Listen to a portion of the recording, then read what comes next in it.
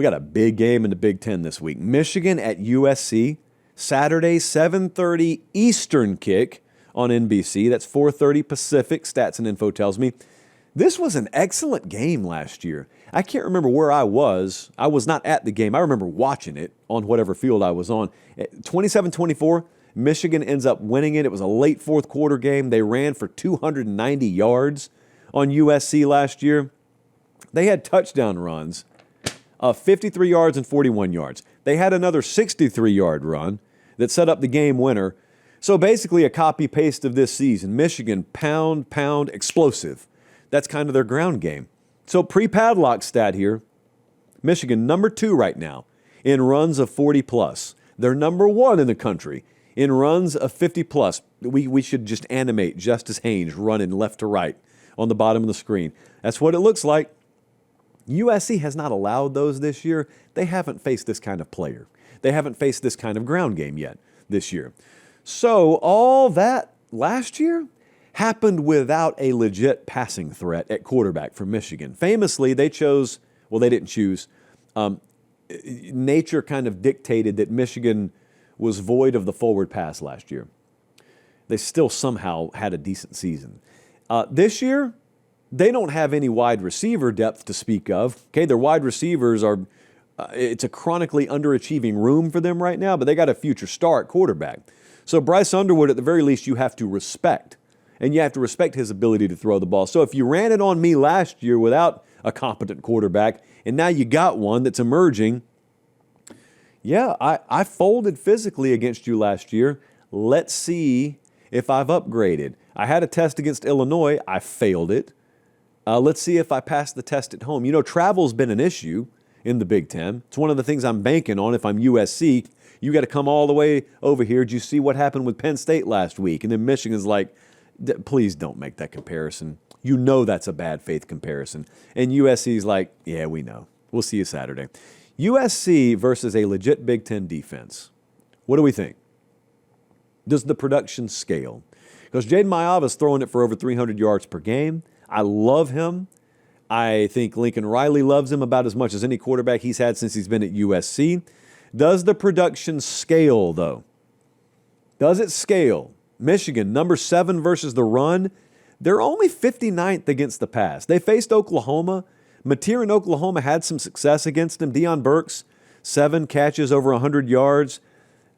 Look, all due respect to Deion Burks, I love that guy. USC, when they're at their best, probably got 2 better than him. Now, Mekhi Lemon is just insane. Jacoby Lane, when he's fully able to go, also pretty good in his own right.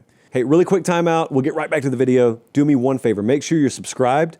It helps us keep the show free. It helps us keep the lights on. It helps us keep doing college football year-round, and we appreciate it. All right, back to the video.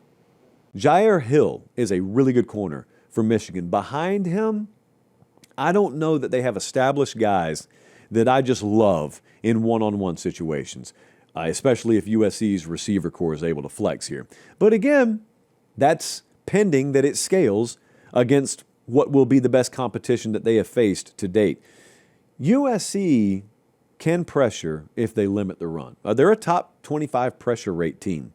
Danton Lynn, defensive coordinator there, one of the best hires Lincoln Riley's ever made. I'm still trying to round out his personnel, but they could do some things here. The only other game that Michigan's really played like this would have been against Oklahoma.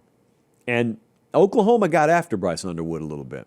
They harassed him a little bit. Look, please don't misunderstand what I just said. What I did not say is, hey, this USC defense kind of like Oklahoma. I didn't say that. I said in terms of ability to pressure you, that collection that USC has, talent-wise, probably topped only by Oklahoma as far as what you've seen so far this year. I would say that including Nebraska. So the Michigan travel thing, I don't know how to quantify that. That's why I'm not talking about it a whole lot. I'm kind of on the fence in this game.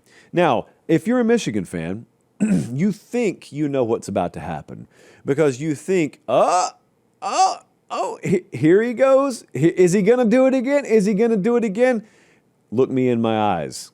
For the first time, I can tell you, I have learned a lesson, and in this case, I haven't forgotten it. Roll it, Bradley. I had an opportunity. I had an opportunity to learn from my mistakes, but I just made another one. And I picked against Michigan again. And they proved me wrong again. So kids, don't try and make a living picking against Michigan. That was me at Nebraska just 2 or 3 short weeks ago. I'm not doing it. Let's take a look at what the model thinks. Model has got USC -1. FanDuel's got USC -2.5. That's right. For those of you who are unfamiliar with how betting works, USC's favored to win this game. Not here. Not here. Not until they prove it. If I'm going to be proven wrong, I'm going to be proven wrong by the more physical Michigan team not finding a way. I'm going to be proven wrong by USC not being leaned on, by the Lincoln Riley attack finally working in one of these moments. I had a lot of reasons, guys. Look, if you left it up to the JP 1.0, I would have picked USC in this game. I am not 1.0 anymore. I've learned. It did something to me. The last time I picked against Michigan and I lost for like the 37th time, I have a Michigan problem. And this is obvious. I've gone to classes on Tuesday nights. I am taking steps to correct my Michigan problem. I'm taking the Wolverines to win. Do not embarrass me. Do not embarrass me. If you're looking to go to games this weekend, many of you DM me about this, so here you go. Pay attention. If you're going to games this weekend and you're like me and you wait until last minute to buy tickets, use SeatGeek because you're going to have to use the secondary market anyway. Use SeatGeek. On your checkout, make sure you enter the code PATE10, P-A-T-E 10.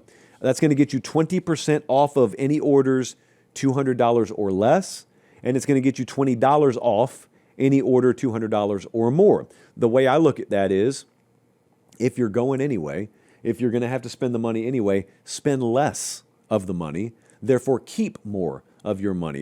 It's economics at Pate State. We make it very simple, very simple.